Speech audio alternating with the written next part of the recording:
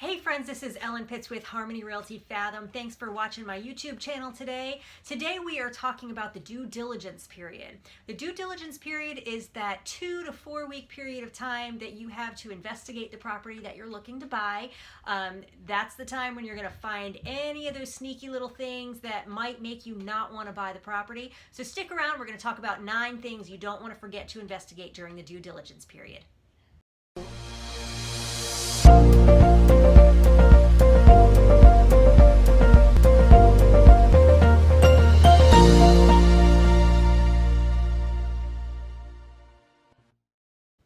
You've only got one chance to investigate your property, and that's the due diligence period. You want to make sure that you cover all of your bases and you don't miss anything, because buying a house is a big deal. We're going to talk about 9 things that you should always investigate during the due diligence period. Number 1, permits. Has there been anything that's been updated or added on to or changed on the property since it was originally built? You're going to want to make sure that there are actually permits that were pulled, so you know the work is professional and you know it was inspected by the city. So that would include things like garage additions or basements that are finished or attics that were finished. Any kind of addition, a sunroom, a screen porch, anything like that, you always want to make sure that it was permitted. If it wasn't inspected, that doesn't necessarily mean that you shouldn't buy the house. You just might want to have a more detailed inspection done of that thing before you purchase. Are there restricted covenants on the property? Restrictive covenants govern things like what you're allowed to do with your property. Are you allowed to keep horses? Are you allowed to put up fences? Are you allowed to have a house that's smaller than 2,000 square feet? It governs all kinds of different things. So you always want to check those restrictive covenants and make sure there's nothing in there that would inhibit what you want to do with your property. Sometimes they talk about things like whether or not you're allowed to have excess cars in your yard. If you work on cars and there's restrictive covenants that say you can't have cars that are being worked on your property, it's probably not a great property for you.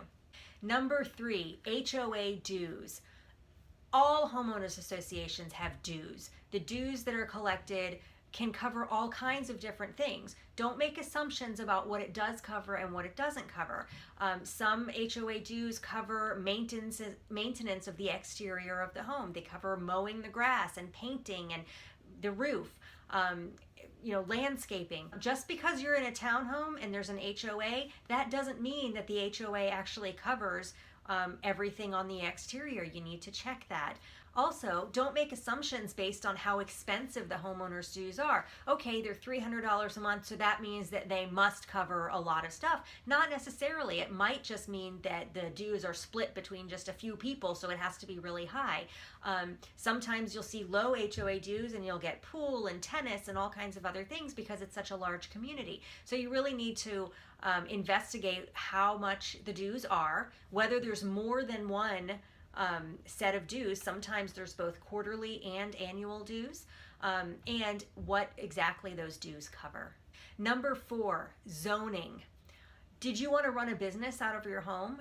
Were you thinking about subdividing the lot and selling it off to a builder to build another house? Maybe you wanted to keep a few backyard chickens. You need to check your zoning regulations to make sure you're allowed to do those things before you buy your house. Do you want to run a daycare center out of your home? Check the zoning.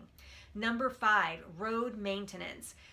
A lot of people just assume that the roads are automatically maintained by the government. That's just not true. Sometimes they're maintained and paid for by the homeowners association. Sometimes they're maintained by the Department of Transportation. And sometimes they're maintained just by a loose agreement among the neighbors. And sometimes there's no agreement. Sometimes there's no document that says whose job it is to make sure that the roads are going to be maintained. Find out if there's a road maintenance agreement. You can look it up on the Department of Transportation and it'll tell you on their website. I'm going to put the link down below for that, but it'll tell you if the road is maintained by the Department of Transportation, and you can also check with the Homeowners Association. Number 6, the Sex Offender Registry and crime maps. It's unfortunate, but it's the kind of world that we live in. You can check the sex offender registry and find out if there's any sex offenders living in your neighborhood on your street. You can check the crime maps online. I'll put all of these links down below that will tell you what kind of crime, and you can compare it to other areas, other neighborhoods, and see if there's a lot of crime in the area and if it's more than you're comfortable with. Having said that, there's crime in all areas. There is no perfect place where there's no crime.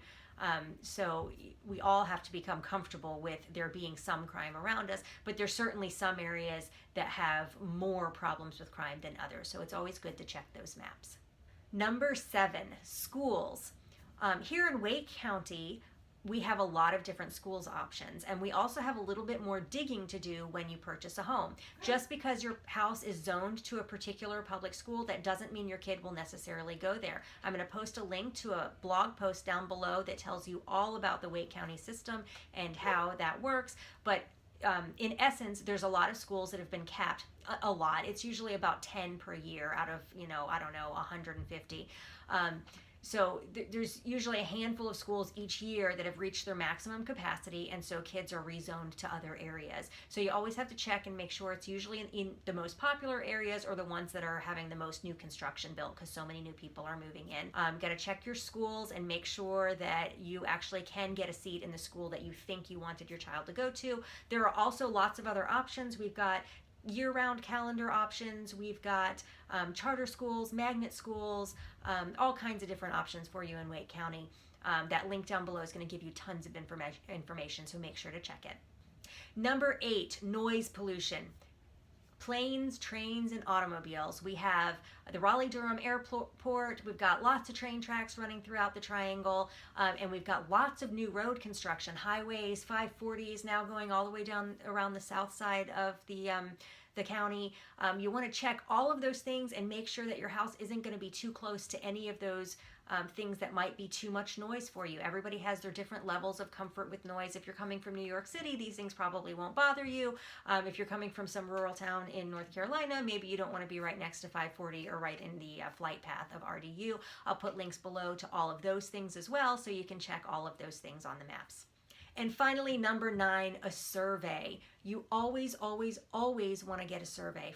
First of all, if you don't get a survey, there will be limitations on your title insurance.